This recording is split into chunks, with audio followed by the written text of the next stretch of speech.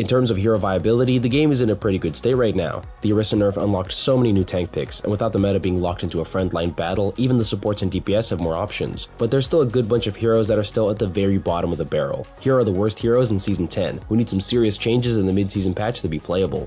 If you're looking to improve on the top heroes or even just your favorite ones, use the link in the description to get access to a GameLeap membership. There are tons of guides and courses that can help you get better, faster. First up is beloved Junkrat. He's probably the best example of the incredibly annoying hero that still isn't actually strong. The latest upgrade he got was to his concussion mines, and it wasn't a minor change either. They got a cooldown decrease and an increase in both minimum and maximum damage. It won't help him one-shot anyone solo, but it does increase his burst damage to 240, just 10 damage off the instant kill. It would be fine if Junkrat could find one-shots from the front line where his team can help with that extra 10 damage, but it's pretty obvious when he's frontlining and spamming grenades, which also makes it easy to dodge his damage. That surprise factor that helped Junkrat get picks isn't as valuable anymore, unless you're flanking with a Tracer or Lucio, and playing for the junk flank just isn't an ideal play. If Junkrat's frontline damage was consistent, it would make him decent, but slowly traveling grenades are both easier to dodge and less consistent damage. Great for melting shields, but that only really works against Reinhardt. Ram's shield usually isn't worth breaking, and Sigma's grasp just turns all that spam into more sustain. So what does Junkrat even need? He is receiving some light buffs in the mid-season patch alongside Echo and Hanzo, but the latter two definitely don't need it as much as Junk does. Still, he's pretty hard to buff.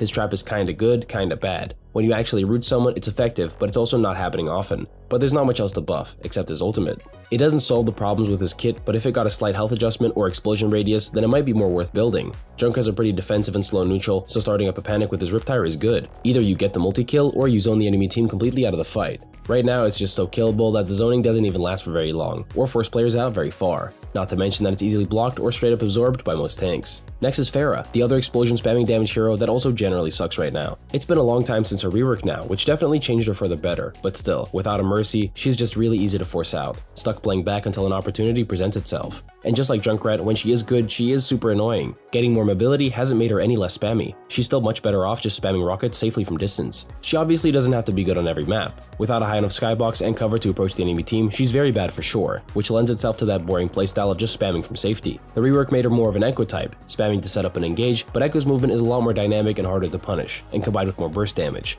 Farah just has a regular rocket fire rate to work with. She should definitely not get more damage potential, but a health bonus when using her abilities, pretty much like Venture's passive, would help a lot to deal with her massive hitbox that makes her worse at committing to the engage. 25 extra HP would maybe be a bit too scary. It would probably make her a better pocket target instead of allowing her to be more independent. Farah is not the hero that should be unkillable, but she definitely could use some more durability right now. Moving on to the first tank, of course it's gotta be Roadhog. Things are going from bad to worse with the DPS heal reduction passive back to 20%, and his latest rework didn't actually make him better at taking space, like how a tank should actually play. He doesn't protect his team at all, and now that Wrecking Ball has adaptive shields that sometimes can be given to allies, Roadhog is alone as the most selfish tank. So how does he get better without giving him some generic team buff? The simplest way is to make Pigpen somehow better. It's got a long cooldown, but it's still a trap. You have to hope the enemy team triggers it, and the detection radius is pretty short. If you can manually activate it, Roadhog actually becomes difficult to take space against, which is at least something. Setting up hidden traps that then detonate to stick an intentional slow in the enemy team is pretty decent, although I guess with the drawback that it deals less instant burst damage. A manually triggered 60 damage knockup could be pretty annoying, but whatever, Roadhog needs some sort of smart gameplay.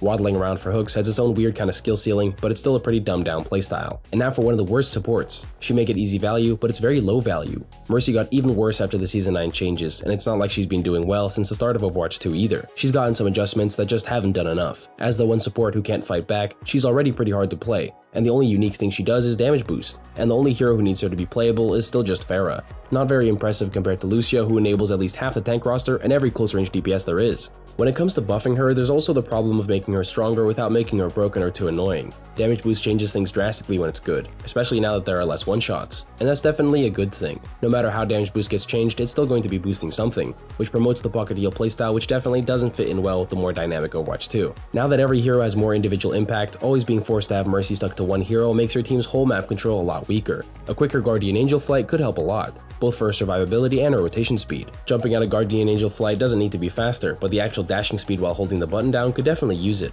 Even just a 20% speed increase would matter quite a bit, so less than that would still be a decent upgrade. With faster movement, Mercy's harder to pin down, but she still has the same long cooldown after it ends. Catching her requires good effort, but it's also very easy to force her out of the fight. Sometimes getting forced out instantly is just as bad as dying instantly. There's a lot of heroes that can end fights really quickly. Now for another DPS on the list, who still has a lukewarm neutral, Symmetra. Her teleporter is great, it enables entire playstyles on certain maps, and her secondary fire damage isn't bad, but all the rest, her low beam damage, her big hitbox, and turrets that are pesky at best. they don't make for a very imposing neutral. I definitely wouldn't have reverted the damage buff they gave her. At level 3 she should be pretty scary. If she still had 195 DPS instead of her current 180, she would definitely be a lot scarier. Without that damage, she's less of a win condition for rush comps, and instead just an enabler for them. The old Symmetra behind Rhine Shield, running forward and beaming everyone in her path, is pretty much dead and gone. Sim is just pretty niche, and using your teleporter well is almost always necessary to get decent enough value out of her. Otherwise, she's just a projectile spammer, and there are way better options for that. Although maybe not with as powerful of an ultimate, at least she always has that to her advantage. Next is the most recently busted tank Aressa, and she's definitely a lot worse now. 3 nerfs combined really tore her down a lot, and maybe even too much, but it's not like we're in any rush to get back to Aressa viability. She still works as a counter, and honestly, countering the enemy tank can work a lot of the time. But after Season 9, it's been damage hero supremacy. Even now, the heal reduction passive is back to 20%, solidifying them even harder. Without Aressa's abilities being available so much or lasting as long, she's just not as good at holding space as before. But she does still have crazy high armor. Increasing her forward speed boost with her spin would make her feel a lot better at pushing forward, while still forcing her to use one of her abilities to do so. Now that her Fortify has 20% movement speed reduction, she can't just stomp her way through your whole team. But a slow style of Aressa is definitely more annoying than an aggressive frontline breaking style.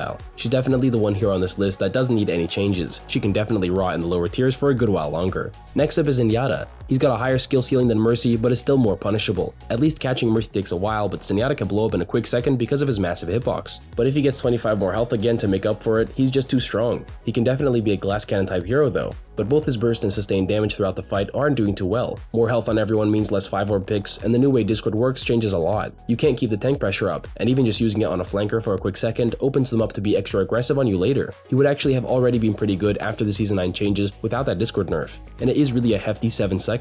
Just a 1 second decrease to 6 seconds would make it match closer with the mobility cooldowns in the game. You'd still get punished for throwing Discords around, and your enemies can still bait them to set up a play, but it wouldn't force you back for as long, and there wouldn't be as long of a window to safely dive without fear of Discord, even when it's not directly on you, the Zen and the support line. And for the last DPS on the list, it's Venture. They haven't really had much time to shine yet, and already got a nerf. Clearly the devs got scared concerning the one-shot combos they could pull off, so their burst damage got prematurely nerfed. But unfortunately for Venture, despite having an aggressive explosive kit, they're not easy value.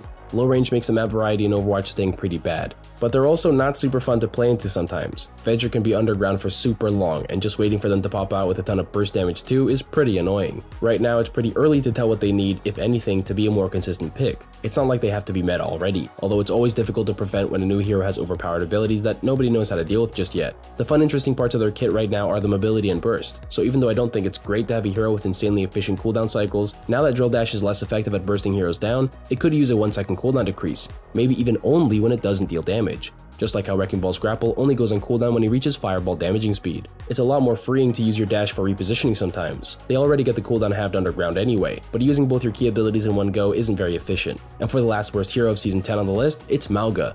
He still has to focus tanks to win. Anytime you're not getting max berserker passive value, you are melting, even through cardiac overdrive nowadays. Malga's more of an enabler now because his overdrive is just so good compared to his massive hitbox and spammy neutral. It's pretty rough to play a normal poke phase as Malga because even though you've got great range, that massive hitbox just magnetizes all the damage around you. Everyone wants to shoot the guy shaped like a truck. With less spread on his weapons, Malga would do more damage, but would also confer more self-healing on smaller targets. His maximum damage at range is just 144 anyway, and while it's strong and more consistent than projectile spam, it wouldn't hurt to confer more damage at range too. We just need anything that gets him to stop relying on tank spamming to win the game. That's it for the worst heroes in Season 10. Thanks for watching, and I'll see you guys next time.